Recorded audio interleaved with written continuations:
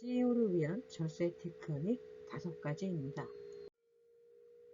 법인 CEO의 소득에 대해서 먼저 알아야 되겠죠. 오늘 영상을 통해서 대표님들이 투자자로서 그리고 임원으로서 내가 받을 수 있는 소득과 또 그 소득에 대해서 세금을 절감할 수 있는 방법에 대해서 알 수 있는 시간이 되실 거예요. 자, 그렇다면 CEO의 소득의 종류를 먼저 알아야겠죠. 제가 말씀드리는 CEO는 법인을 설립한 CEO입니다. 즉 주주면서 임원인 CEO를 말씀드리는 거예요. 그렇다면 첫 번째는 주주로서 투자자로서 받을 수 있는 소득이 있고요. 또 임원으로서 받을 수 있는 소득이 있습니다. 차례차례 말씀을 드리도록 하겠습니다. 우선은 법인의 주주로서 받을 수 있는 소득인데요. 우선은 주주는 투자자이기 때문에 배당을 받을 수 있겠죠. 그래서 배당금을 받을 수 있습니다. 배당소득. 다음은 주주이기 때문에 내가 이 주식을 양도해서 또 소득을 얻을 수가 있어요. 그런데 이 양도는 주식이기 때문에 대부분 이 주식은 의결권이 있기 때문에 외부에 양도하는 것은 상당히 부담스러울 수 있습니다. 그래서 우리는 이 주식을 외부에 양도하지 않고 우리 회사에 양도를 할 수가 있어요. 자, 이것을 자사주라고 합니다. 자사주는요, 법인 입장에서 주식을 사들이는 거예요. 그래서 이것을 자사주라고 하고요. 자, 주주는 매해 배당을 받을 수 있고 또 내가 이익 실현을 하겠다 라고 한다면 이 주식을 팔고 나갈 수 있어요. 자, 팔긴 파는데 외부에 파는 것은 경영권에 문제가 있으니 어디다 팔아요? 법인에 팝니다. 자, 법인이 자기 주식을 사간다고 해서 자사주라고 합니다. 자, 그러면 세금을 아셔야겠죠? 자, 주식은 부동산하고 틀려서 구간이 좀 단순합니다. 차액이 3억 미만인 경우에는 20% 세금을 내고요. 차액이 3억이 초과하면 25%의 세금을 냅니다.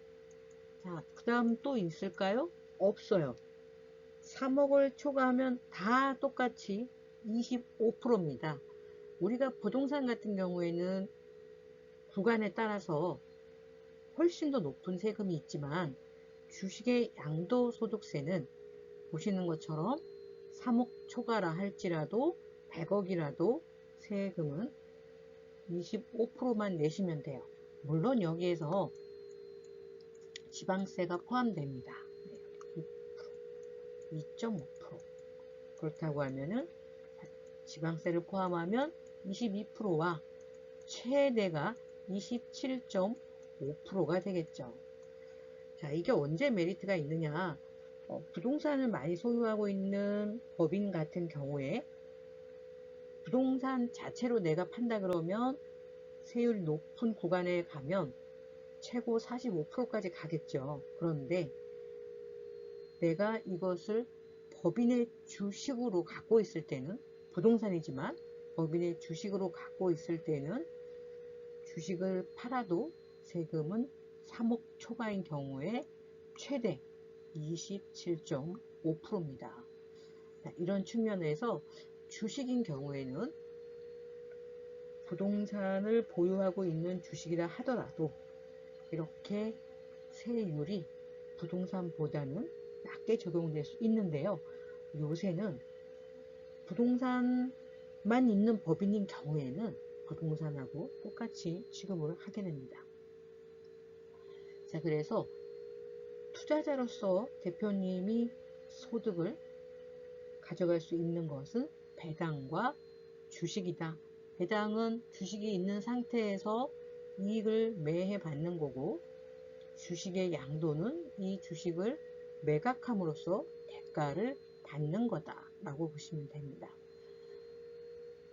자, 다음은 임원으로서 받는 거죠. 당연히 급여 받을 수 있으시고요. 상여금 받을 수 있으시고요. 언젠가 퇴직을 하실 때는 퇴직금을 받을 수 있습니다.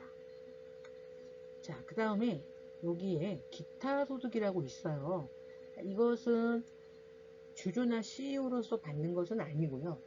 대표님이 이 회사의 관련자로서 회사에다가 내가 개인 사업자를 판다거나 그럴 경우 영업권을 받는다거나 이 법인의 매출에 지대한 영향을 미치는 상표나 특허나 뭐 디자인이나 이런 거를 갖고 있으시다면 이것을 매각해서 법인에 매각해서 주식을 매각하는 것처럼 매각해서 즉 이런 것을 우리가 산업재산권이라고 하죠. 이런 것을 매각해서 법인으로부터 대가를 받을 수 있으세요.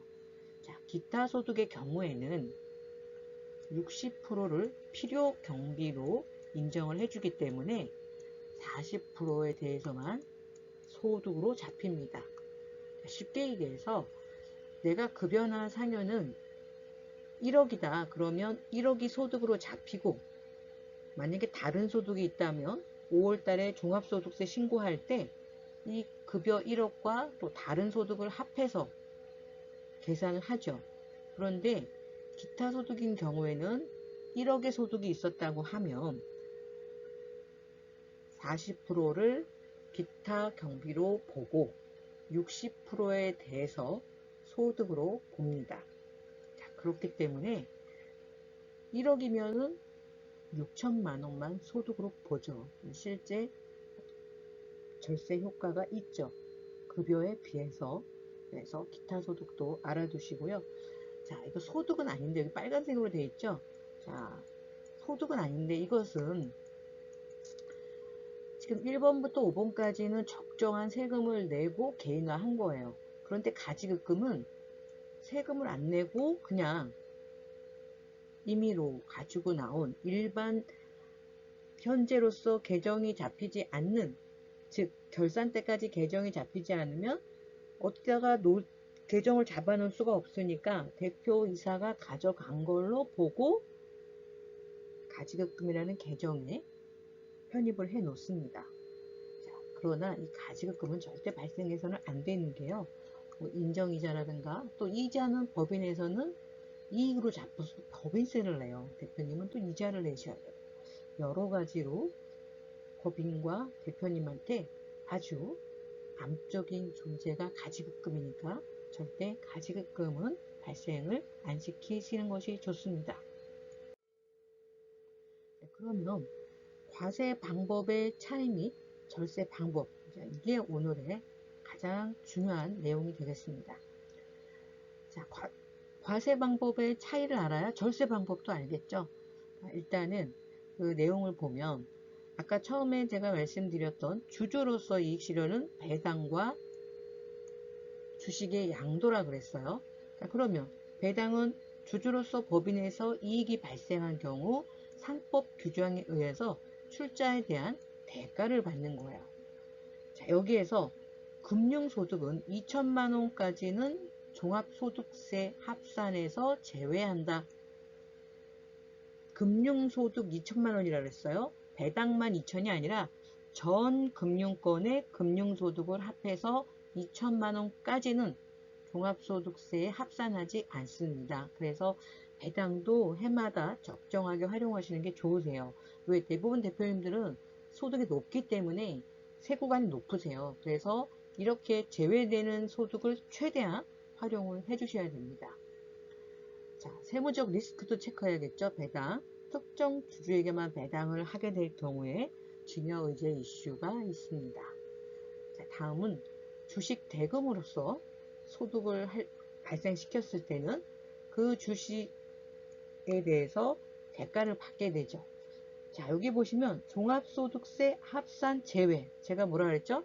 대표님들은 소득 구간이 대부분 높기 때문에 이 제외를 최대한 활용하셔야 됩니다. 자, 주식 대금도 종합소득세 합산 제외입니다. 자, 세무 리스크 봐야 되죠? 고가나 저가 거래 시 증여의제 이슈가 또 있습니다. 또 법인과 거래 시도 주의하셔야 되고요. 자, 다음은 임원으로서의 소득을 살펴보겠는데요. 임원으로서 급여 상여 말씀드렸죠. 법인의 경영자는 경영에 대한 대가로 법인으로부터 급여받을 수 있습니다. 자, 이 경우에 다른 소득이 없다면, 근로소득만 있다면 종합과세 제외입니다. 합산할 게 없죠. 합산하지 않습니다. 자, 단 세무 리스크가 있어요. 뭐냐면 상법 제388조에서 정관 주주총회에 의한 규정에 의한 급여 상여일 경우에 인정을 받고요. 그렇지 않은 경우에는 과다경비로 보고서 비용으로 인정을 받지 못할 수 있습니다. 자, 또 임원으로서 퇴직금 받을 수 있습니다. 급여가 있으면 퇴직금도 있죠. 그러나 퇴직금 규정이 있어야 됩니다. 정관이나 주주총회 결의에 따라서 퇴직금 규정이 있어야 되고요. 제가 절세 포인트를, 자, 이것도 역시 종합소득세에서 제외. 자, 대표님들 이 제외, 합산하지 않는 소득을 잘 챙기셔야 됩니다. 자, 기타 소득은 제가 아까도 말씀드렸지만은 필요경비로 40%를 잡아주니까 소득은 60%밖에 안 잡혀서 같은 소득이라 하더라도 기타 소득은 60%만 소득으로 잡힙니다. 단 세무적 리스크, 그 산업재산권이나 영업권이 객관적으로 평가를 제대로 받았을 때가 안전하지, 평가도 없이 매각을 한다, 이런 경우에는 부인당할 소지가 매우 큽니다. 아까 말씀드렸던 이사의 보수는 정관에 그 액을 정하지 아니한 경우는 주주총회 결의로 정하라고 되어 있어요. 그런데 이렇게 정하지 않는다고 한다면 과다경비 등으로 송금 불산입, 다시 말해서 송금으로 안 보겠다, 불산입입니다. 주의하셔야겠죠. 자, 오늘은 대표님들이 주주로서, 임원으로서 어떤 소득이 있을 수 있는지 말씀을 드렸고요.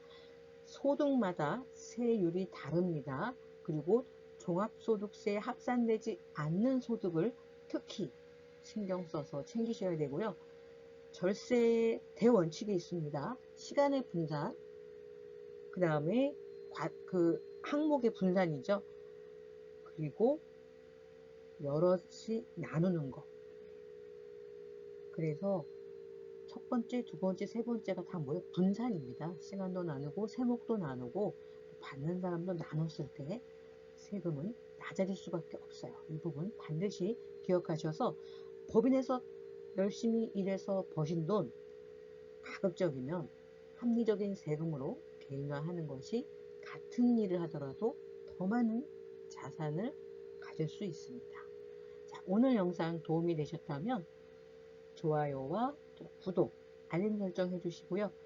궁금하신 내용 영상 하단에 적어주시면, 댓글로 남겨주시면 빠른 시일 내에 답변 드리도록 하겠습니다. 감사합니다.